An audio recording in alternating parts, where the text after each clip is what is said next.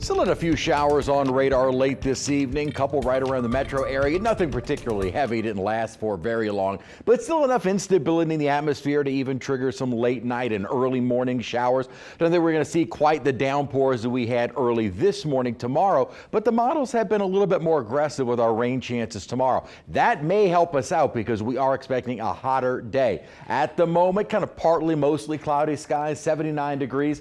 It feels like 83 though, with a bit of a dew point in the upper 70s right now, and temperatures, not sure why not overpopulating, but 70s and generally low 80s across the area right now. We're still under and will continue to be under the influences of this upper high. You can really see the motion here in the upper atmosphere, but we're still in a position where we are more on the outer periphery of the high as opposed to being right underneath it, and that did allow a little upper disturbance to help trigger our rain coverage today and may continue tomorrow and start tapering off into Sunday and certainly by Monday and through most of next week. So the models do still have a few pop-up showers and thunderstorms during our afternoon hours, especially tomorrow and again on Sunday. So at least there will be a chance of rain because the heat is really going to start dominating this weekend, but more so next week as this upper high really starts to build even stronger and really settle right on top of us. So for tomorrow, a heat advisory as the heat index is getting up to 110, and then for Sunday at the moment, an excessive heat watch,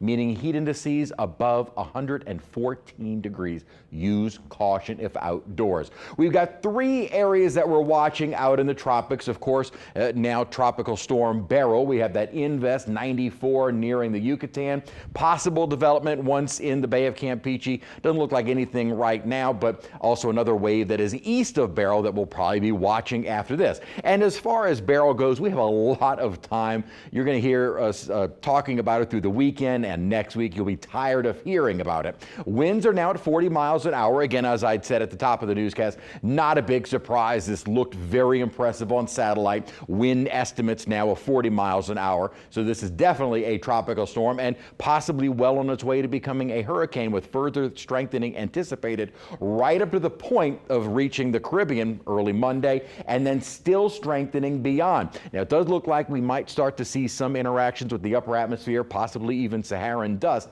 in the day 5 forecast, and that's why you see the storm weaken. By Wednesday, we will have a much better, really by early next week, once it is in the Caribbean, we'll have a much better idea of where the storm will eventually go. Model agreement pretty tight, especially early on. Then the models do start to spread out a bit as we get toward the latter part of this forecast. And the reason why is this upper ridging. What the Euro is thinking right now, and of course this could change, is that this upper ridging, which is kind of pushing the storm along right now, will still be strong as it moves further into the Western Caribbean and possibly Bay of Campeche or Southern Gulf, meaning it just keeps moving west, staying well down to our south. The GFS has been indicating maybe a little bit more of a weakness in the ridge, allowing the storm to maybe take a little bit more of a northerly jog. Far too soon to know what that will be, and again, that is beyond next Wednesday. Computer models that far out, especially with the tropics, are notoriously inaccurate. So we will wait and see. Hopefully we'll have a little bit more consistency model run to model run,